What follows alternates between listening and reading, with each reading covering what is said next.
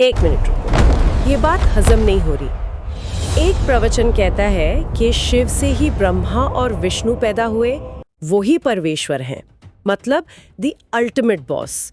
और दूसरा प्रवचन कहता है कि वही शिव कृष्ण का एक अंश है और उनकी असली शक्ति तो राधा है। ये तो बहुत बड़ा विरोधाभास है। ये कैसे हो सकता है? सच क्या है? ये विरोधाभास नहीं, यही तो ब्रह्मांड का सबसे बड़ा राज है। और कमाल की बात यह है कि इसका जवाब हमारे सामने ही छुपा है। ज्यादातर लोग शिव को सिर्फ विनाशक या भोलेनाथ के रूप में जानते हैं, लेकिन अगर इस गहरे राज को नहीं समझा तो वो उनकी असली शक्ति को जानने से हमेशा के लिए चूक जाएंगे। इन प्रवचनों में एक ऐसे शिव की परतें खुलती हैं जिनसे दुनिया अनजान है। तो आज हम इसी पहेली की तह तक जा रहे हैं। हमारे पास जो प्रवचन है वो शिव की दो बिल्कुल अलग तस्वीरें पेश करते हैं। हमारा मिशन है इन तस्वीरों को जोड़कर असली तस्वीर को समझना। एक तरफ वो देवों के देव महादेव हैं और दूसरी तरफ वो कृष्ण के दर्शन के लिए एक साधारण योगी का वेश धर लेते हैं।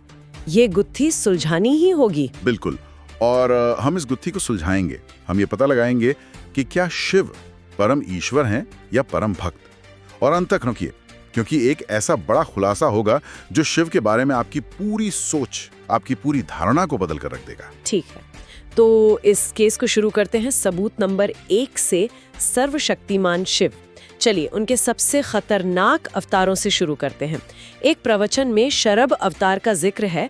इसमें शिव ने विष्णु के नरसिंह अवतार के क्रोध को शांत किया था। यहाँ थोड़ा रोकना जरूरी है। ये कोई साधारण गुस्सा नहीं था जिसे शांत किया गया। नरसिंह अवतार ने हिरण्यकश्यप का वध करने के बाद भी इतना प्रलयंकारी क्रोध दिखाया कि पूरी सृष्टि का संतुलन बिगड़ रहा था। कोई देवता उन्हें शांत नहीं कर पा रहा था। तब शिव ने शरभ का रूप लिया, एक 8 पैरों वाला, 1000 भुजाओं वाला, शेर से भी ज्यादा शक्तिशाली प्राणी, और नरसिंह के क्रोध को नियंत्रित किया। अच्छा, तो यहाँ शिव का विनाशक रूप असल में संतुलन बनाने के लिए था, एक बड़ी शक्ति को नियंत्रित करने के लिए। में आती है। और वीरभद्र अवतार, वो तो सीधे सीधे गुस्से का नतीजा था। हाँ, लेकिन वो गुस्सा भी धर्म की रक्षा के लिए था। जब राजा दक्ष ने अपने यज्ञ में शिव का अपमान किया और देवी सती ने उसी यज्ञ की अग्नि में देह त्याग दी, तो शिव के क्रोध की कोई सीमा नहीं रही। उन्होंने गुस्से में अपनी एक जटा जमीन पर पटकी और उससे महाभयंकर वीरभद्र प्रकट हुए। और उन्होंने दक्ष का सिर काट दिया। हाँ, और पूरे यज्ञ को तहस नहस कर दिया। ये दिखाता है कि जब धर्म और सम्मान पर बात आती है तो उनका क्रोध कितना विनाशकारी हो सकता है। यहाँ तक कि उन्होंने सृष्टि के रचयिता ब्रह्मा का भी 5वां सिर काट दिया था। ये भैरव अवतार की कथा है। वजह? ब्रह्मा को खुद के श्रेष्ठ होने का घमंड हो गया था। मतलब साफ है, अहंकार शिव को बिल्कुल बर्दाश्त नहीं। उनका न्याय किसी को नहीं बख्शता। इसी विनाशकारी शक्ति के साथ साथ वो सबसे बड़े दाता भी हैं।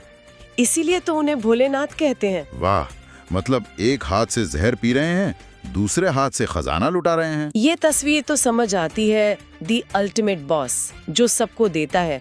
एक भजन में बताया गया है कि कैसे उन्होंने समुद्र मंथन से निकला हलाहल विष खुद पी लिया ताकि दुनिया बच सके। और सारा अमृत देवताओं को दे दिया। हाँ, सिर्फ अमृत ही नहीं, उन्होंने ब्रह्मा को वेद दिए, सृष्टि की रचना का ज्ञान, विष्णु को सुदर्शन चक्र दिया, धर्म की स्थापना का हथियार लक्ष्मी दी, इंद्र को ऐरावत और कामधेनु, हाँ, और कुबेर को पूरी दुनिया का खजाना सौंप दिया। उन्होंने सबको सब कुछ दिया। और खुद के लिए क्या रखा?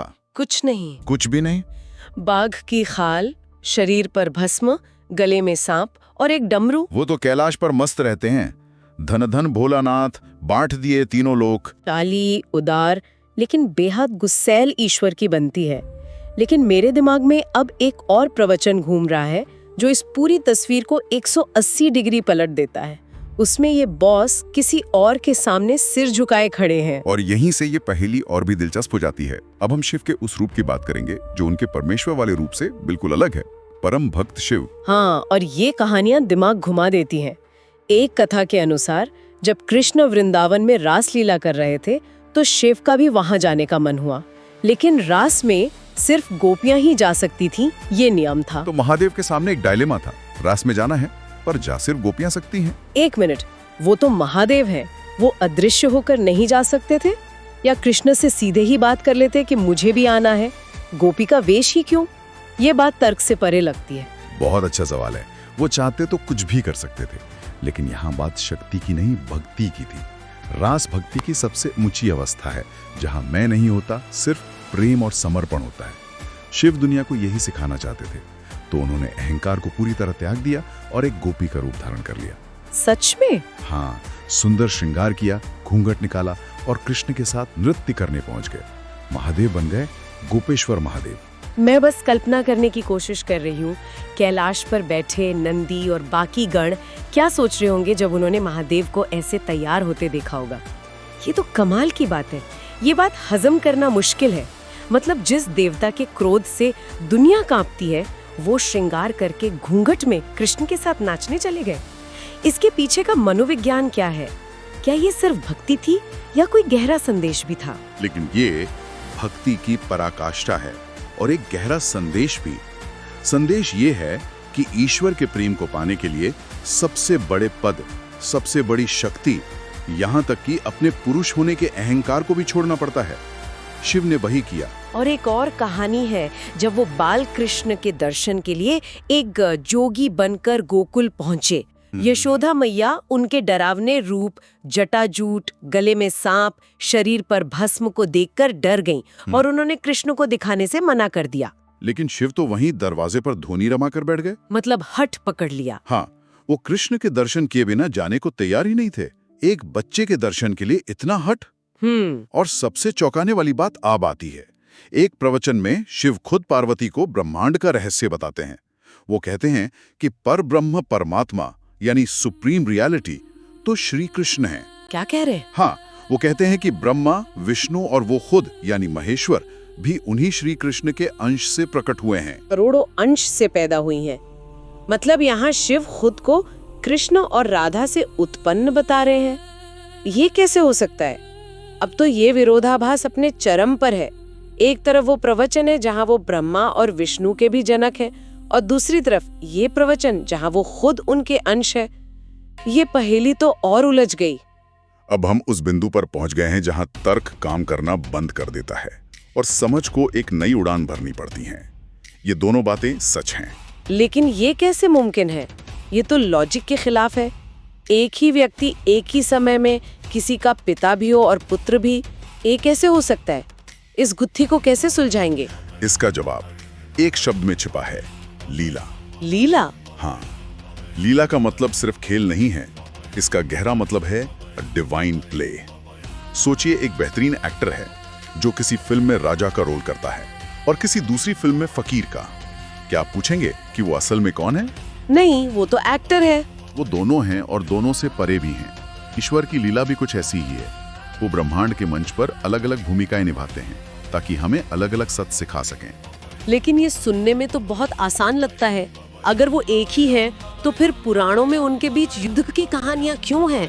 जैसे शरभ अवतार की कहानी ही ले लीजिए, वहाँ तो वो एक दूसरे के आमने सामने थे। ये बात तो एक है वाले तर्क से मेल नहीं खाती। ये भी उसी लीला का हिस्सा है। हरि यानी विष्णु या कृष्ण और हर यानी शिव एक ही तत्व के दो रूप हैं। कभी वो स्वामी बनते हैं तो कभी सेवक। कभी वो एक दूसरे की महिमा बढ़ाने के लिए आपस में लड़ते भी हैं। तो वो लड़ाई असली नहीं होती? वो लड़ाई असल में दुश्मनी नहीं, बल्कि एक दिव्य नाटक है जिसके जरिए वो दुनिया को कुछ सिखाते हैं। जैसे शरभ अवतार में उन्होंने दुनिया को सिखाया कि क्रोध चाहे कितना भी बड़ा क्यों ना हो, उसे नियंत्रित किया जा सकता है। तो ये विरोधाभास असल में विरोधाभास है ही नहीं, ये तो एक ही सिक्के के दो पहलू देखने जैसा है। एक तरफ से देखें तो वो बॉस है और दूसरी तरफ से देखें तो वो सबसे बड़े फैन हैं। ये समझना कि ईश्वर एक ही समय में दोनों हो सकता है, शायद यही असली ज्ञान है। एक प्रवचन में एक सवाल पूछा गया था कि क्या राम नाम जपने से शिव मिल जाएंगे? तो जवाब मिला, बिल्कुल। हाँ, बिल्कुल। क्योंकि राम जी आपको शिव से मिला देंगे और शिव जी आपको राम जी से। दोनों में कोई भेद नहीं है। बिल्कुल। और ये सिर्फ एक दार्शनिक बात नहीं है। इसका मतलब है कि शक्ति और भक्ति, नियंत्रण और समर्पण, ये दोनों रास्ते एक ही मंजिल पर पहुंचते हैं। शिव हमें यही सिखाते हैं। इसीलिए शिव को परम वैष्णव यानी विष्णु का सबसे बड़ा भक्त भी कहा गया है। अच्छा। इस नजरिए से देखें तो वो एक गुरु की तरह है। वो एक ऐसे गुरु हैं जो आपके अहंकार को नष्ट करके आपको ईश्वर के प्रेम तक पहुंचाते हैं। एक प्रवचन के अनुसार भक्त नरसिंह मेहता को उन्होंने ही रास में प्रवेश दिलाया था। वो मार्गदर्शक हैं। तो इसका मतलब ये हुआ कि उनका विनाशक रूप भी दरअसल कृपा ही है। भैरव बनकर ब्रह्मा का अहंकार तोड़ना या वीरभद्र बनकर दक्ष का घमंड चूर करना, ये सब असल में भक्ति के मार्ग की बाधाओं को हटाना है। आपने बिल्कुल सही पकड़ा। उनका हर रूप, चाहे वो कितना भी डरावना क्यों न लगे, अंत में कल्याण ही करता है। वो अहंकार के विनाशक हैं, क्योंकि अहंकार ही भक्ति में सबसे बड़ी बाधा है। वो आपको तोड़ते हैं ताकि आपको बेहतर तरीके से जोड़ सकें।